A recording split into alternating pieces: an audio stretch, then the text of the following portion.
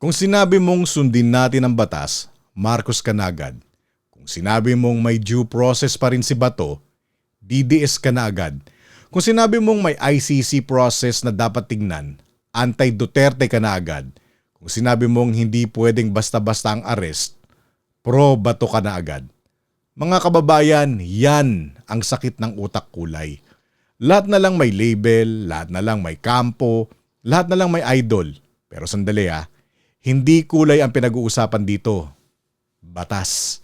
Batas ang pinag-uusapan dito at kung hindi natin kayang pag-usapan ng batas nang hindi tayo naglalagay ng kulay, ibig sabihin, hindi tayo naghahanap ng katotohanan.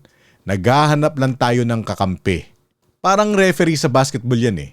Kapag pabor sa team mo, ang tawag good call.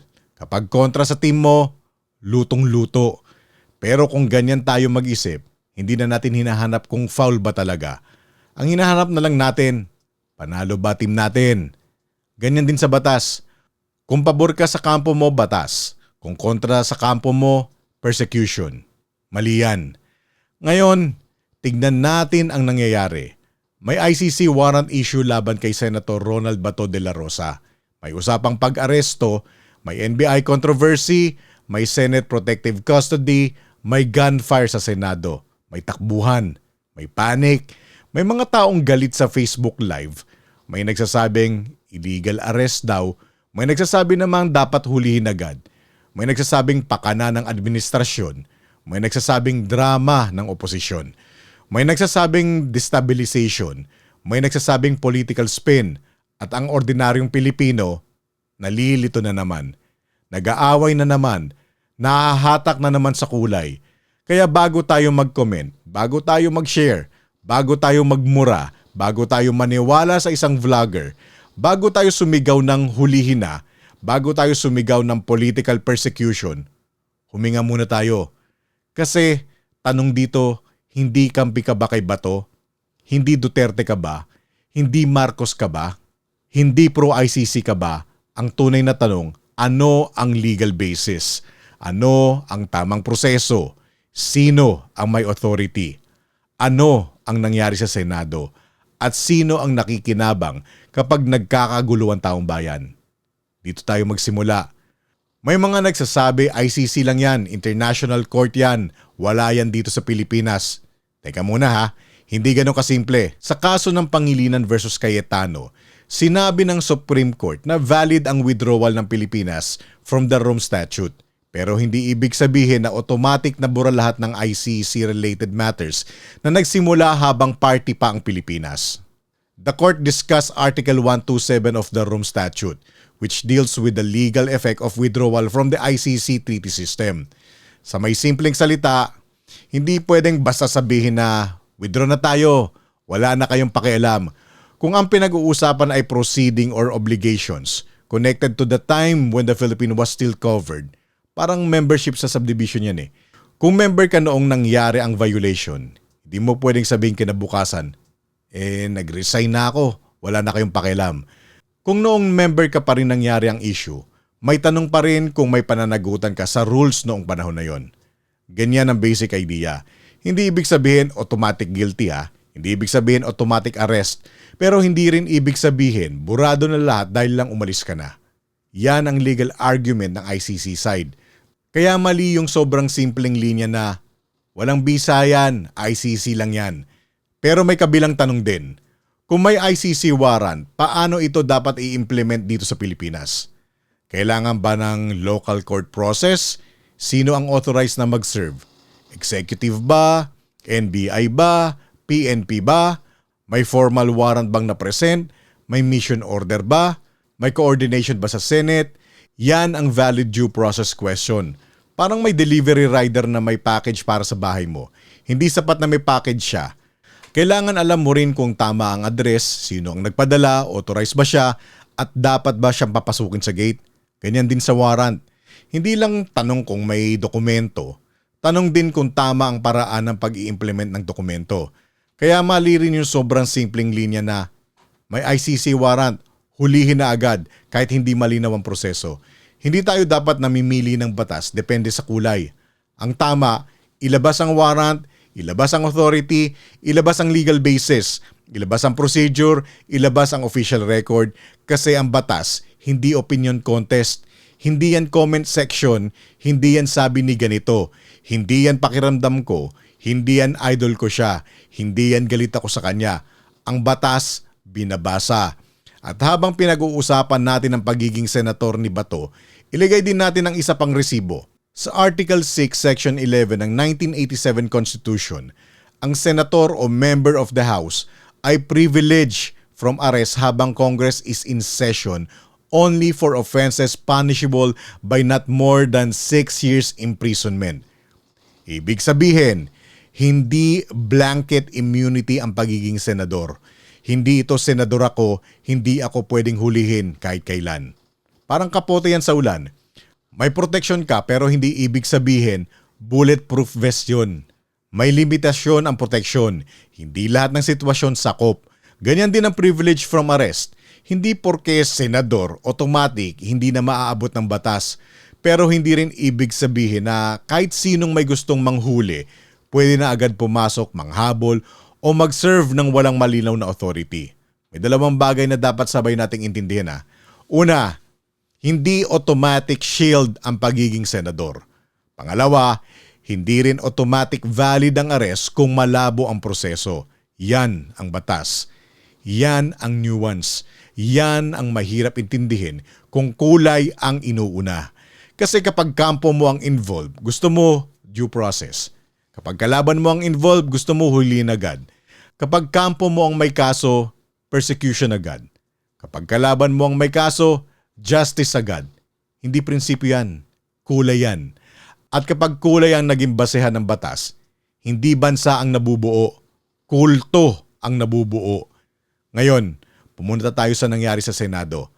Ayon sa reports, nagkaroon ng standoff, security tension at gunfire sa Senado habang mataas ang tension kaugnay ng ICC warrant issue kay De La Rosa. Reuters reported that more than a dozen gunshots were heard at the Philippine Senate and people were told to run for cover. Reuters later reported na si De La Rosa ay umalis at tumakas mula sa Senate custody after the chaos. Habang investigations were underway, bullet casing and assault rifle magazines were reportedly recovered and one person was detained. AP also reported that De La Rosa fled from Senate premises after the chaos, and the Senate leadership argued that there was no obstruction of justice and no formal ICC warrant has been presented. So malinaw, may seryosong pangyayari. May gunfire, may political tension, may legal controversy, may public conclusion. Pero hindi pa kumpleto ang picture. At kapag hindi pa kumpleto ang picture, bawal ang bulag na conclusion. Parang nanood ka sa CCTV, clip na 5 segundo lang, may nakita kang tumakbo, may narinig ka sumigaw, may nakita kang nahulog. Pero kung hindi mo nakita ang buong video, bago at pagkatapos nun, delikado kung magde-decide ka agad kung sino ang may kasalanan. Kulang ang clip, kulang ang context. Ganyan din dito. Kulang pa ang full timeline. Kulang pa ang full evidence. Kulang pa ang official explanation. Hindi natin sinasabing fake ang gunfire. May audio, may video, may mga taong nakarinig, may reports. Hindi natin dinedeny ang pangyayari pero bilang mamamayan, may karapatan tayong magtanong, anong klaseng gunfire yun? Live rounds ba? Warning shots ba? Blank rounds ba? Security response ba? Panic fire ba? Intentional intimidation ba? O actual armed confrontation ba talaga? Kung live rounds yan, nasaan ang trail? Nasaan ang tama sa pader? Nasaan ang tama sa kisame? Nasaan ang property damage? Nasaan ang recovered casing? Nasaan ang ballistic report? Nasaan ang CCTV sequence? Nasaan ang official timeline? Sino ang armed personnel? Sino ang authorized? Sino ang nagpaputok? Sino ang nag-utos? At sino ang mananagot? Hindi conspiracy ang magtanong niyan. Citizenship yan. Kasi ang tunog ng barel, clue pa lang. Ang panic, clue pa lang. Ang takbuhan, clue pa lang. Pero ang katotohanan, kailangan ng ebidensya. Parang ganito yan Kapag may nagsabi sa iyo na may nagnakaw sa bahay mo, hindi sapat na sabihin niya, may narinig akong ingay Tatanungin mo, may sirang pinto ba? May nawawalang gamit ba? May CCTV ba? May bakas ba? May witness ba? May report ba? Kasi kung ingay lang ang basehan, baka pusa lang pala, o baka may gustong manakot, o baka may gustong palabasin may magnanakaw para ilihis ang atensyon mo. Ganyan din dito, may gunfire. Sige, seryoso yan. Pero ano ang kasunod ng ebidensya? Kung live round yan, may trail yan. Kung blank yan, may explanation yan. Kung warning shot yan, may nag-authorize yan. Kung security threat yan, may basis yan. Kung illegal discharge yan, may mananagot dyan. Kung may political staging, mas lalong may mananagot dyan. Pero hindi natin malalaman ng totoo kung puro kampo-kampo lang ang pag-uusapan. At dito pumapasok ang mas malaking problema. Bawat kampo ngayon, may sariling pelikula. Yung isang kampo, pakanayan ng administrasyon. Yung kabila, pakanayan ng oposisyon. Yung iba, drama yan para itakas si Bato. Yung iba, destabilization yan. Yung iba, false flag yan. Yung iba naman, illegal arrest yan. Yung iba, obstruction of justice yan. Mga kababayan, kalma. Hindi lahat ng viral verified. Hindi lahat ng dramatic totoo. Hindi lahat na nagsasabi ng batas sumusunod sa batas. Hindi lahat na nagsasabing bayan, bayan talaga ang inuuna. At hindi lahat ng galit may alam. Minsan, galit lang. Kaya ang tanong natin hindi dapat sinong kulay ang tama. Ang tanong dapat, ano ang ebidensya? Hindi sino ang idol mo. Ang tanong dapat, ano ang legal basis? Hindi sino ang kalaban. Ang tanong dapat, sino ang may pakinabang sa gulo? Kahit sa ganitong klase ng political chaos, laging may nakikinabang. Kapag nagmukhang biktima ang isang kampo, may sympathy silang makukuha. Kapag nagmukhang tagapagtanggol ng batas ang isang kampo, may power silang makukuha. Kapag nagmukhang may destabilization, may justification silang makukuha. Kapag nalipat ang usapan sa gulo, may ibang issue na pwedeng matabunan. Kapag hati ang taong bayan, mas madaling kontrolin ang narrative. Parang sabong yan eh. Habang ang manok ang nagsusugatan, may mga tao sa gilid na kumikita sa pustahan. Sa politika, habang Pilipino ang nag-aaway, may mga kampong nakakakuha ng sympathy, power, control at atensyon. Kaya kailangan nating itanong, tayo ba ang pinoprotektahan o tayo ang ginagamit? At kapag Pilipino laban sa Pilipino, sino panalo? Hindi tayo. Hindi ordinaryong mamamayan. Hindi manggagawang pagod na. Hindi magulang na iniisip ang tuition. Hindi negosyanteng nahihirapan sa buwis. Hindi pasyenteng naghihintay sa ospital. Hindi estudyanteng nangangarap. Ang panalo, yung may hawak ng narrative. Yung may hawak ng machinery. Yung may hawak ng kampo. Yung may hawak ng power. Kaya itong masakit eh. Habang tayo nag-aaway sa baba, sila nag-aayos ng pwesto sa taas. Habang tayo nagmumura sa comment section, sila nagkakalkula sino ang lalakas, sino ang hihina, sino ang magmumukhang biktima, sino ang magmumukhang bayani, sino ang makakakuha ng sympathy, sino ang makakakuha ng kontrol. At tayo, ginawa tayong unpaid marketing team ng political narrative. Parang ikaw na ang gumasto sa gasolina, ikaw pa ang nagmaneho, pero ibang tao ang nakarating sa destinasyon. Ganyan ang political manipulation. Tayo ang pagod, tayo ang galit, tayo ang nag-share, pero sila ang nakinabang. Share tayo ng share, comment tayo ng comment, away tayo ng away, pero hindi naman tayong panalo. Tayo ang pagod. Tayo ang hati. Tayo ang nawawala ng tiwala. Tayo ang lalong nalulunod sa kulay. Kaya dito sa Shift Network, malinaw ang paninindigan natin eh. Hindi tayo pro Marcos. Hindi tayo pro Duterte. Hindi tayo pro Bato. Hindi tayo anti-Bato. Hindi tayo pro chismis. Hindi tayo pro hysteria. Pro resibo tayo. Pro proseso tayo. Pro katotohanan tayo. Kung may ICC warrant, ilabas ang legal process. Kung may local implementation, ilabas ang authority. Kung may Senate protective custody, ipaliwanag ang legal basis at limitasyon. Kung may NBI involvement, ilabas ang mission order. Kung may gunfire, ilabas ang CCTV at ballistic report. Kung may casing, ilabas ang forensic findings. Kung may suspect, pangalanan ayon sa batas. Kung may cover-up, habulin. Kung may illegal operation, panagutin. Kung may obstruction, panagutin. Kung may political stunt, ilantad. Pero huwag tayong magdesisyon dahil sa kulay. Dahil kapag kulay ang basehan ng hustisya, hindi bansa ang nabubuo, kulto ang nabubuo. At kapag kulto ang naghari, wala nang batas, may idol na lang. May kalaban na lang, may sigaw na lang, may galit na lang. At sa dulo, Pilipinas ang talo. Kaya ito ang reality check. Hindi porke may ICC warrant, guilty na agad. Pero hindi rin porke senador, ligtas na agad. Hindi porke may Senate custody, tapos na ang usapan. Pero hindi rin porke may law enforcement, tama na agad ang procedure.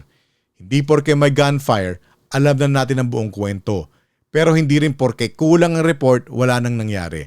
Tamang posisyon, imbestigahan, idokumento, i-cross-reference, ilatag ang timeline, ilabas ang legal basis, ilabas ang evidence at hayaan ng batas, hindi kulay ang magsalita.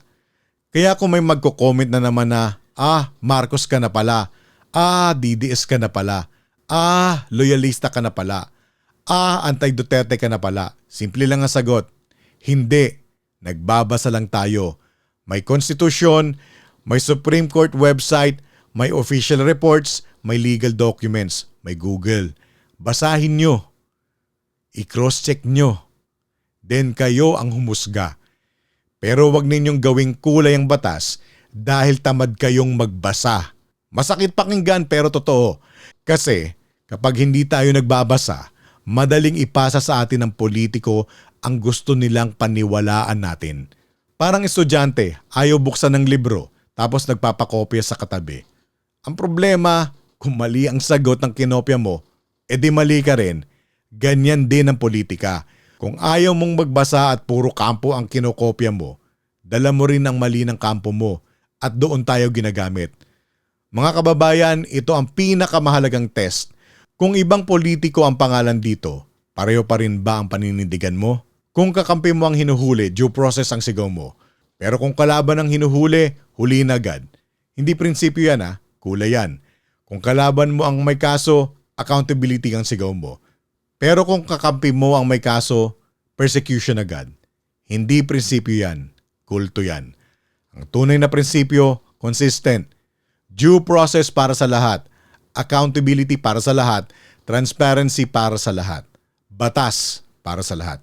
Hindi para sa kulay mo lang Hindi para sa idol mo lang. Hindi para sa kampo mo lang. Para sa lahat. Parang traffic light yan Hindi pwedeng red light sa kalaban mo, green light sa kakampi mo. Kung batas yan, pareho ang ilaw para sa lahat. Kung hindi, hindi traffic system yan. Palakasan na yan. Kaya sa nangyayaring ito, huwag tayong maging keyboard judge. Maging citizen tayo. Citizen na marunong magtanong, citizen na marunong maghintay ng ebidensya, citizen na hindi madaling bilhin ng drama, citizen na hindi ginagawang puppet ng kampo, citizen na hindi takot magsabi, teka muna, bago ako maniwala, ilabas muna ang resibo. Kaya itong tanong ko sa issue ni Bato, ICC warrant, Senate custody, NBI controversy at gunfight sa Senado, ano ang pinakaunang dapat ilabas sa publiko? A. Full CCTV sequence. B. Legal basis ng attempted arrest or law enforcement action. C. Ballistic and forensic report. D. Mission order and listahan ng armed personnel. E. Official timeline from Senate, NBI, PNP, and Malacanang. F. Lahat ng nasa taas. Comment A, B, C, D, E, or F. Pero wag letra lang Lagyan nyo ng isang sentence kung bakit. At kung may legit source kayo, article, official statement, document, video, or report, ilagay nyo sa comment. Hindi tayo naghahanap ng away dito Naghahanap tayo ng resibo. Hindi tayo naghahanap ng kampo, naghahanap tayo ng katotohanan. Dahil sa panahon ng kulay-kulay, ang taong marunong magtanong ang hindi madaling gamitin. Facts, resibo, ikaw ang huhusga.